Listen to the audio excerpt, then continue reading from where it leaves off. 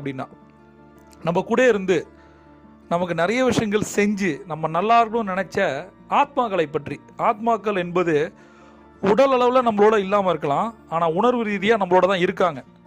எந்த ஒரு விஷயங்கள் வந்தாலும் நெகட்டிவ் நடந்தாலும் கூட நான் நினச்சிக்கிறது பர்சனலாக என்ன தெரியுமா, நம்ம கூட தான் அவங்க இருக்காங்க. நமக்கு மனசுக்கு பிடிச்சவங்க நம்மளை விட்டு போயிருந்தாலும் அவங்க எங்கேயும் போல நம்ம கூட தான் இருக்காங்க.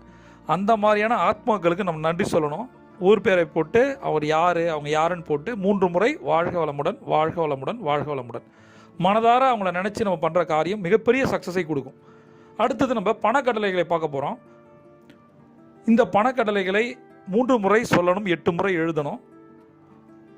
முதல் பணக்கட்டளை, நான் என் செல்வத்தின் தலைவன், நான் என் செல்வத்தின் தலைவன், நான் என் செல்வத்தின் தலைவன். நான் ஒரு பெரிய தொகையை கையாள முடியும், நான் ஒரு பெரிய தொகையை